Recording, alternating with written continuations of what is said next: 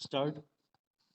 इसके अतिरिक्त दिव्यांगजनों की आवश्यकताओं को ध्यान में रखकर केंद्र सरकार ने वर्ष 2012 में सामाजिक न्याय और अधिकारिता मंत्रालय के अंतर्गत अलग अलग से दिव्यांगजन विकलांगजन सशक्तिकरण विभाग बनाया, जिससे इनके लिए अलग से कुछ पैमाने को निर्धारित कर विकास में सहभागी बनाया जा सके। इसके अतिरिक्त दिव्यांगजनों के शैक्षिक अधिकार व अवसरों के उन्नयन की दृष्टि राष्ट्रीय शिक्षा नीति 2015 की महत्वपूर्ण पहल रही है, जिसमें शिक्षा व्यवस्था के सभी क्षेत्रों में दिव्यांगों को उचित स्थान दिया गया है।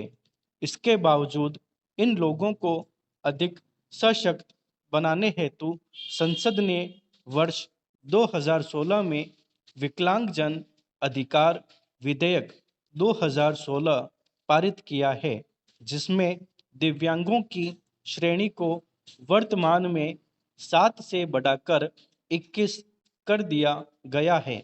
सरकारी नौकरियों में आरक्षण को 3% से बढ़ाकर 4% कर दिया गया है।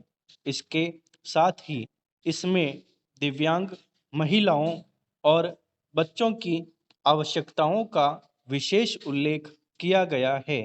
इसके प्रावधानों को प्रगति देने की दिशा में ही इसके आने के पूर्व वर्ष 2015 में अंतर्राष्ट्रीय दिव्यांग दिवस के अवसर पर सुगम्य भारत अभियान की शुरुआत की गई, जिसका मुख्य उद्देश्य दिव्यांगजनों के लिए बाधा मुक्त एवं सुखद वातावरण तैयार करना है।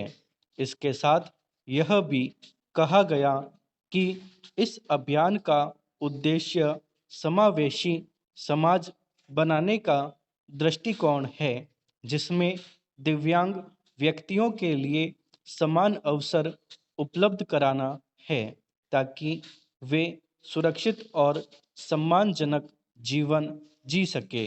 दिव्यांगों को शिक्षा से जोड़ने हेतु सुगम्य पुस्तकालय ऑनलाइन प्रारंभ किया है, ताकि ये बटन क्लिक के माध्यम से पुस्तकों को पढ़ सकें। इसके बाद इनकी नौकरियों व स्वरोजगार के क्षेत्र में भागीदारी बढ़ाने हेतु वर्ष 2016 में विकलांग अधिकारिता विभाग के परामर्श से NHFDC द्वारा दिव्यांगों के लिए एक जॉब पोर्टल की भी शुरुआत की गई है। यह पोर्टल एकल मंच पर निःशुल्क नौकरी के अवसर, स्वरोजगार ऋण, शिक्षा ऋण तथा कौशल प्रशिक्षण आदि के प्रति प्रतिबद्ध है। इतना ही नहीं, सरकार द्वारा संचालित कार्य योजना की जानकारी सुगमता से दिव्यांगजनों को हो सके, इसके लिए वर्ष 2017 में सामाजिक न्याय और अधिकारिता मंत्रालय ने दिव्यांग साथी मोबाइल ऐप की शुरुआत की है, जिसका मुख्य उद्देश्य दिव्यांगजन सशक्तिकरण विभाग से संबंधित विभिन्न उपयोगी जानकारियों जैसे विभिन्न नियमों, दिशा निर्देशों, योजनाओं, छात्रवृत्तियों व रोजगार संबंधी अवसरों के बारे में दिव्यांगजनों को सरल प्रारूप में जानकारियां उपलब्ध कराना है, जिससे सशक्तिकरण के प्रयासों को वास्तविकता में बदला जा सके।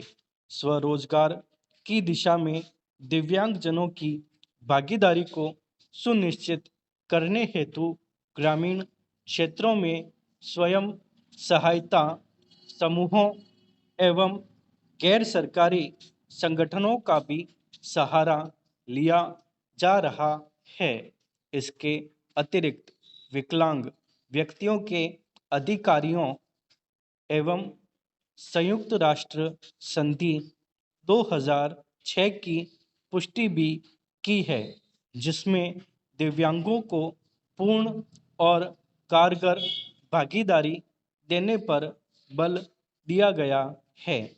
इतना ही नहीं, भारत दिव्यांगों के लिए चलाई जा रही लंबी अर्थ योजना वर्ष 2013-2022 का भी हिस्सा है, जिसमें दिव्यांगों के लिए समाज को बाधा रहित बनाने तथा उनके अधिकार को सुनिश्चित करने की योजना शामिल है। इन्हीं सब का परिणाम है कि आज दिव्यांगों को पहचान कर समाज में उनको उनकी पहचान दिलाई जा रही है। स्वरोजगार में इनकी संख्या बढ़ रही है। शिक्षा के स्तर में वृद्धि हुई है। यहाँ तक कि नौकरियों में इनकी भागीदारी बढ़ी है। इंडोनेशिया की एक महिला रूसीदाह बदाकी फोटोग्राफर के रूप में वर्ष 2017 में दुनिया में चर्चा में रही। इतना ही नहीं, दिव्यांग व्यक्ति ने खेल की दुनिया में भी अपना नाम रोशन किया है। 20 जनवरी 2018 को भारतीय दिव्यांग क्रिकेटरों ने शानदार खेल का प्रदर्शन करते हुए पाकिस्तान की टीम को हराकर ब्लाइंड क्रिकेट वर्ल्ड कप अपने देश के नाम किया है। इतना ही नहीं, खेल जगत में योगदान देने वाले दिव्यांग खिलाड़ियों में राष्ट्रीय स्तर की पूर्व वॉलीबॉल खिलाड़ी तथा माउंट एवरेस्ट फतह करने वाली पहली भारतीय विकलांग महिला अरुणिमा सिन्हा का नाम प्रमुख है।